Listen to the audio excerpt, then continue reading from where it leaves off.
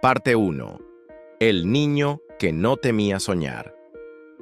Imagina por un momento haber nacido sin saber exactamente dónde perteneces. Así empezó la vida de Steve Jobs, el 24 de febrero de 1955 en San Francisco, California. Su madre biológica, una joven estudiante universitaria, decidió darlo en adopción porque no tenía los recursos para criarlo.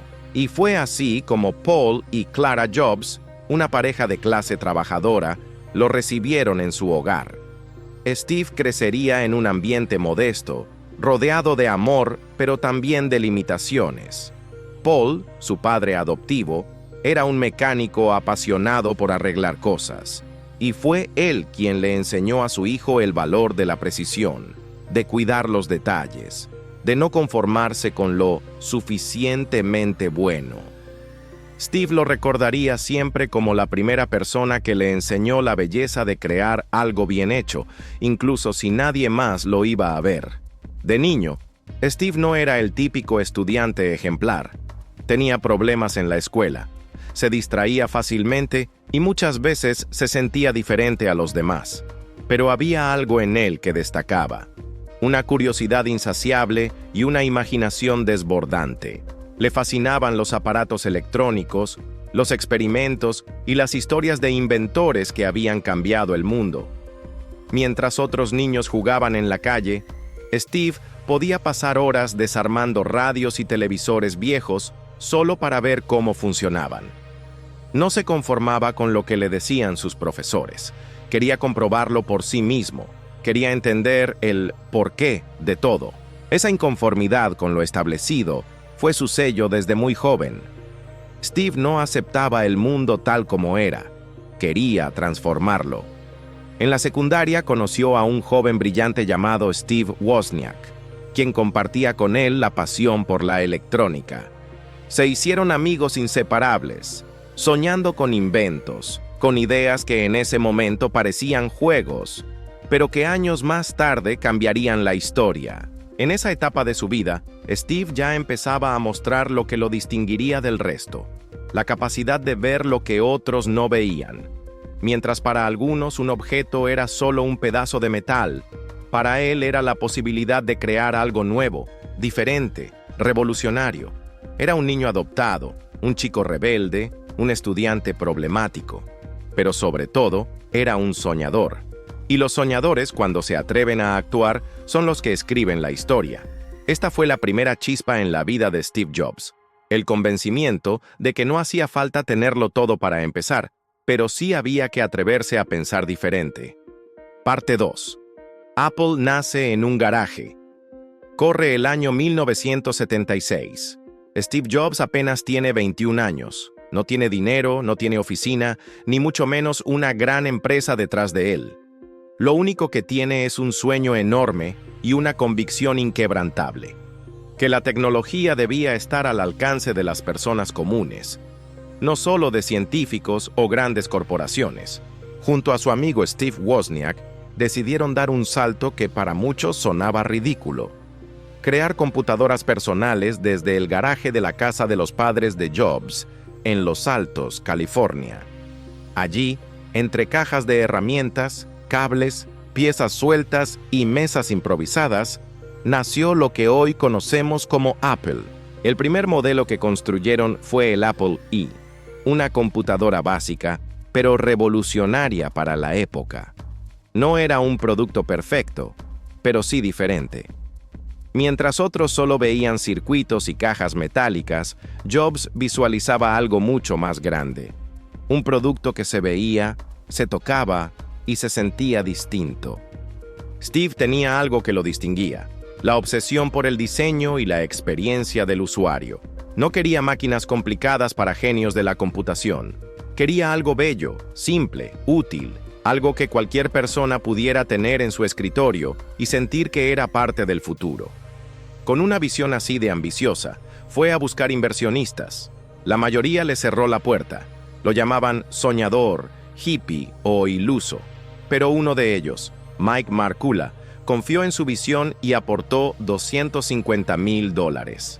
Esa inversión fue la gasolina que Apple necesitaba para despegar. Poco después, lanzaron el Apple II, la primera computadora personal que realmente captó la atención del mundo. Era colorida, amigable, diferente. No se parecía en nada a las máquinas grises y frías que dominaban el mercado. Apple II fue un éxito inmediato y convirtió a Steve Jobs y Steve Wozniak en millonarios antes de los 25 años. Pero para Jobs no se trataba del dinero. Su ambición era mucho mayor. Quería cambiar la forma en que la humanidad se relacionaba con la tecnología. Y en ese garaje, donde todo comenzó con piezas recicladas y sueños desbordados, nació no solo una empresa, sino un movimiento.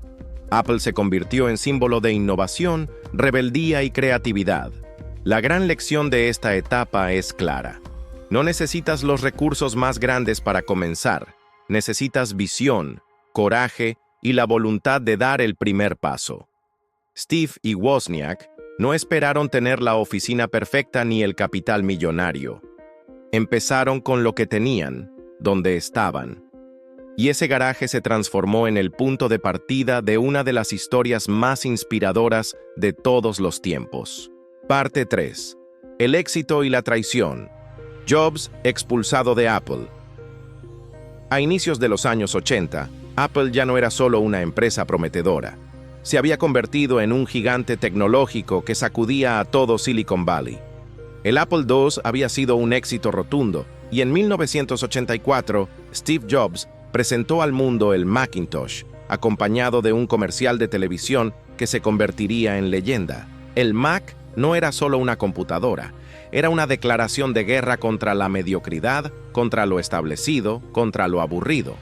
Jobs quería crear una máquina amigable, con un diseño atractivo y una interfaz gráfica que cualquiera pudiera usar. Y lo logró. El Macintosh fue un símbolo de innovación, pero también un producto adelantado a su tiempo. Sin embargo, no todos compartían su visión. Dentro de Apple, muchos directivos lo consideraban difícil, impulsivo, incluso arrogante. Jobs exigía lo imposible, presionaba hasta el límite, soñaba en grande sin pensar en los números. Su perfeccionismo lo llevaba a chocar con quienes solo pensaban en balances y ventas. El conflicto llegó a su punto más alto cuando, en 1985, los mismos ejecutivos a los que Jobs había contratado lo dejaron fuera de su propia empresa. Sí, el hombre que había fundado Apple fue expulsado de Apple.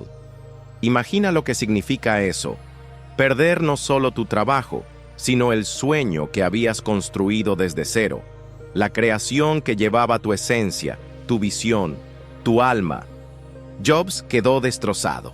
Tenía apenas 30 años y, a pesar de haber alcanzado la cima, estaba de vuelta en el suelo. Muchos habrían renunciado en ese momento. Habrían dicho: ya lo intenté, ya llegué lejos, no necesito más. Pero Steve no era de los que se rinden. En una famosa conferencia años después, Jobs dijo: ser despedido de Apple fue lo mejor que me pudo haber pasado. La pesadez de ser exitoso fue reemplazada por la ligereza de ser de nuevo un principiante. Me liberó para entrar en una de las etapas más creativas de mi vida. Esa caída, que parecía una tragedia, se convirtió en el impulso para reinventarse. Jobs fundó una nueva empresa de tecnología llamada Next y adquirió una pequeña compañía de animación que más tarde cambiaría la historia del cine: Pixar. La gran lección aquí es poderosa. El fracaso no es el final, es un nuevo comienzo disfrazado. Steve Jobs, después de perderlo todo, no se quedó en la derrota. Usó ese dolor para crear algo aún más grande. En ese momento de oscuridad, Jobs estaba sembrando las semillas de su verdadero legado. Parte 4. El renacer, Pixar y el regreso triunfal a Apple. Cuando Steve Jobs salió de Apple, muchos lo dieron por acabado. Decían que había sido un genio pasajero, un soñador que había tenido suerte, pero que ya no tendría un segundo acto. Lo que nadie imaginaba es que Steve estaba escribiendo la parte más brillante de su historia. Con la empresa Next, Jobs siguió desarrollando computadoras avanzadas, demasiado caras para el mercado, pero con una arquitectura y un software tan potentes que años después serían clave en el renacimiento de Apple. Aunque no tuvo éxito comercial, Next fue un laboratorio de innovación que mantenía viva la chispa de Jobs, pero fue su apuesta por la animación lo que cambió para siempre la cultura popular. Jobs compró una pequeña división de Lucasfilm dedicada a gráficos por computadora. Era un estudio pequeño, sin demasiados recursos, pero con una visión enorme. Steve lo renombró como Pixar. En 1995, Pixar lanzó su primera película, Toy Story. Fue la primera película animada completamente por computadora en la historia del cine. Contra todo pronóstico, se convirtió en un éxito mundial, conquistando corazones y recaudando millones.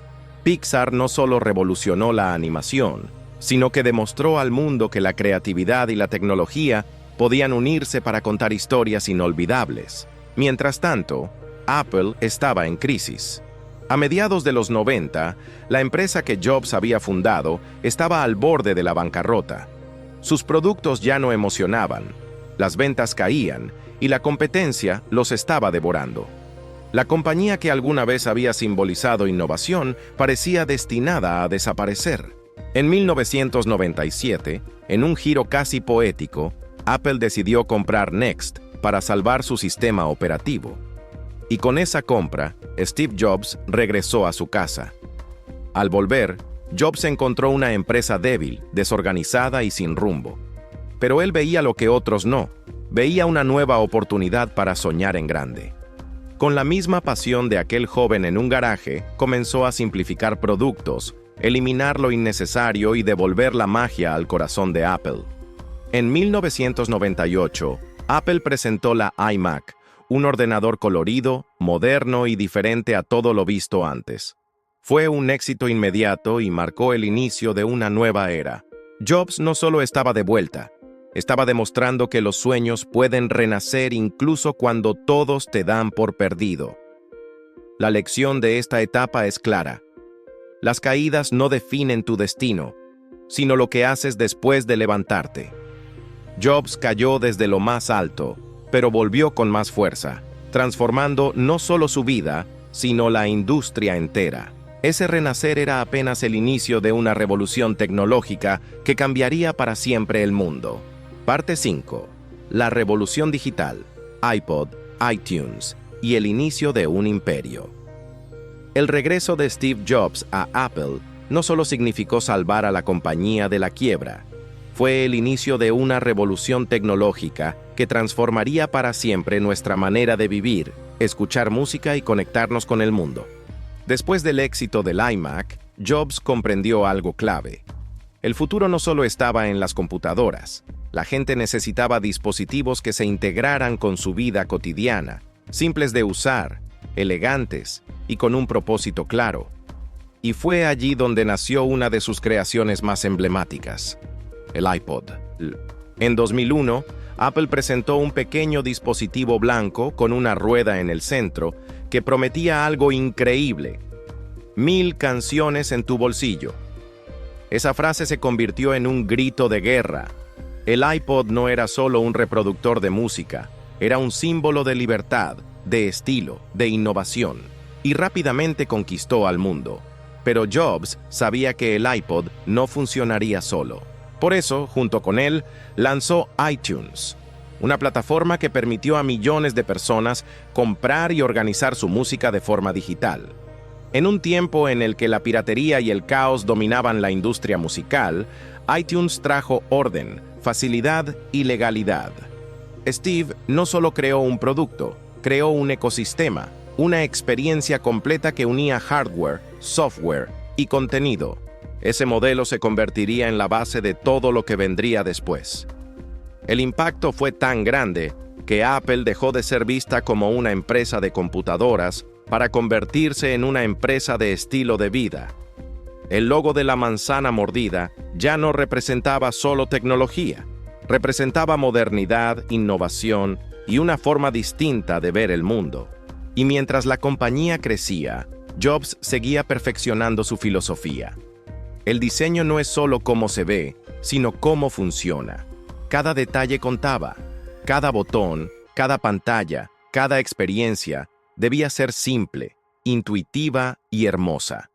La revolución digital había comenzado y Apple estaba en el centro de ella. Lo que empezó con un garaje ahora se estaba convirtiendo en un imperio tecnológico que influía en la manera en que escuchábamos música, trabajábamos y nos entreteníamos.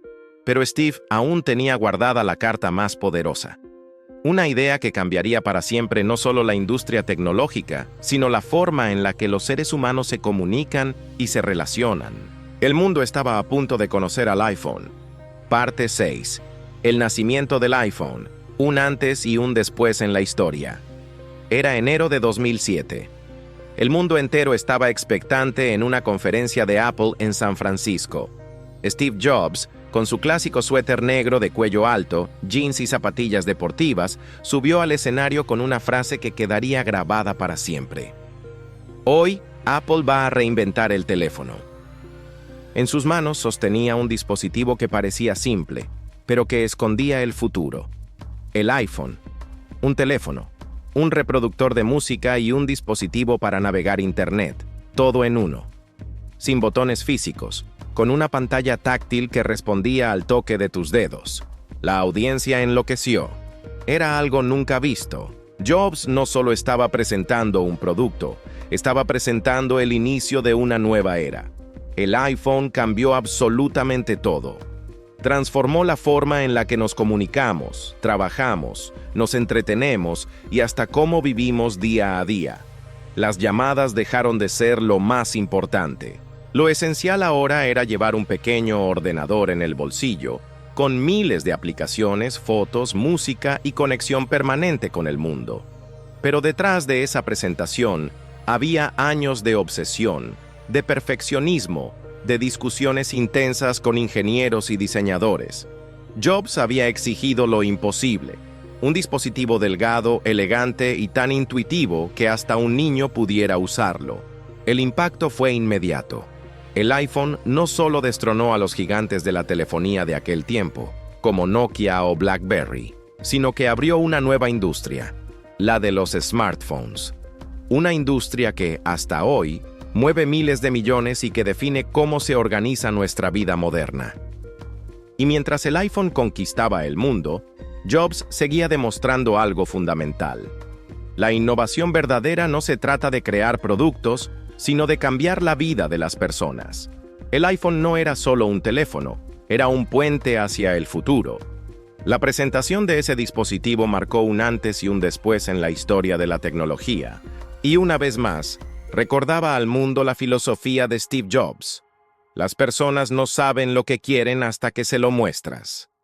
El hombre que había comenzado en un garaje, ahora estaba guiando a toda la humanidad hacia una nueva forma de vivir. Pero mientras el éxito alcanzaba niveles inimaginables, la salud de Jobs comenzaba a debilitarse. Y el hombre que parecía invencible pronto tendría que enfrentarse a la batalla más dura de su vida. Parte 7. La batalla más dura, la enfermedad y el legado en vida. Mientras el mundo celebraba los éxitos del iPod, del iPhone y del iPad, Steve Jobs enfrentaba una realidad mucho más dura y silenciosa. Su salud se deterioraba. En 2003, fue diagnosticado con un tipo raro de cáncer de páncreas. Una noticia devastadora que, para muchos, sería motivo de rendirse. Pero Steve no era como los demás. Continuó trabajando, liderando, soñando. A pesar de cirugías, tratamientos y recaídas, seguía subiendo al escenario, presentando al mundo nuevos productos con la misma pasión de siempre. Su cuerpo se debilitaba, pero su mente se mantenía brillante. Jobs entendía que el tiempo era limitado, y eso lo impulsaba aún más a dejar una huella imborrable. Decía con frecuencia, recordar que voy a morir pronto es la herramienta más importante que he encontrado para tomar grandes decisiones en la vida. Porque casi todo, las expectativas externas, el orgullo, el miedo al ridículo o al fracaso, desaparece ante la muerte, dejando solo lo que realmente importa. Durante esos años, Apple lanzó productos que marcaron la historia. El iPhone 4, considerado uno de los más bellos jamás diseñados. El iPad, que abrió un nuevo mercado. Y mejoras constantes que consolidaron a Apple como la empresa más valiosa del mundo. Pero más allá de los dispositivos, Jobs comenzó a enfocarse en algo más profundo, su legado humano. Quería transmitir a sus empleados y al mundo la importancia de la creatividad, de pensar diferente, de no conformarse. En 2005, dio un discurso inolvidable en la Universidad de Stanford. Sus palabras, "Stay hungry, stay foolish", mantente hambriento, mantente alocado, se convirtieron en un mantra para generaciones enteras. Ese mensaje no solo era motivacional, era el resumen de su vida. Nunca dejar de soñar, nunca tener miedo a equivocarse, nunca dejar de buscar. A medida que la enfermedad avanzaba, Jobs comenzó a delegar más responsabilidades en su equipo, especialmente en Tim Cook, quien se convertiría en su sucesor. Apple ya no dependía únicamente de un hombre, sino de una visión que había sido sembrada en cada rincón de la empresa. La batalla de Steve contra el cáncer no fue solo médica, fue también una batalla filosófica. Nos enseñó que incluso en los momentos más oscuros, es posible seguir creando, inspirando y transformando. Steve Jobs sabía que su tiempo se acortaba, pero en lugar de rendirse, decidió asegurarse de que su legado sobreviviera mucho más allá de su vida. Parte 8. El adiós de Steve Jobs y el legado que hoy sigue vivo. El 5 de octubre de 2011, el mundo recibió una noticia que sacudió corazones en todos los rincones. Steve Jobs había muerto a los 56 años. El hombre que había cambiado la forma en que trabajamos, escuchamos música, nos comunicamos y hasta cómo vemos la tecnología, se despidió del mundo demasiado pronto. Miles de personas se acercaron a las tiendas de Apple en todo el planeta para dejar flores, velas y mensajes. No lloraban solo a un empresario, lloraban a un visionario, a alguien que había inspirado sueños y había demostrado que la pasión puede mover montañas. Pero aunque su cuerpo se apagó, su legado no murió. Su filosofía, su forma de pensar, sus creaciones y su espíritu innovador quedaron grabados en el ADN de Apple y en la vida de millones de personas. Tim Cook, su sucesor, tomó las riendas de la empresa con la difícil tarea de continuar un camino marcado por la genialidad de Jobs. Y lo logró. Bajo su liderazgo, Apple siguió creciendo, lanzando nuevas generaciones de iPhone, iPad, Apple Watch y otros dispositivos que continúan transformando la manera en que vivimos. Hoy, 9 de septiembre de 2025, el mundo ha presenciado el lanzamiento del iPhone 17, un dispositivo que sigue empujando los límites de la innovación. Aunque Steve Jobs no está físicamente presente, cada avance lleva impreso el sello de su visión, la unión perfecta entre tecnología, diseño y humanidad. El legado de Jobs no son solo los productos, es una filosofía de vida, pensar diferente, atreverse a soñar en grande, no rendirse ante el fracaso, recordar que el tiempo es limitado y por eso debemos vivir con intensidad. Steve Jobs comenzó en un garaje, fue expulsado de su propia empresa, cayó, se levantó y cambió al mundo. Su historia nos recuerda que no importa de dónde vengas ni los obstáculos que enfrentes. Lo que importa es la pasión con la que persigues tus sueños. Hoy, cada vez que desbloqueamos un iPhone, cada vez que escuchamos música en un iPod antiguo o trabajamos en una Mac, estamos usando no solo un producto, sino el legado de un hombre que creyó en lo imposible. Porque Steve Jobs no murió. Vive en cada idea que nos inspira, en cada sueño que decidimos perseguir, y en cada paso que damos hacia un futuro mejor. Su vida fue un mensaje claro. Los locos que piensan que pueden cambiar el mundo son los que lo hacen,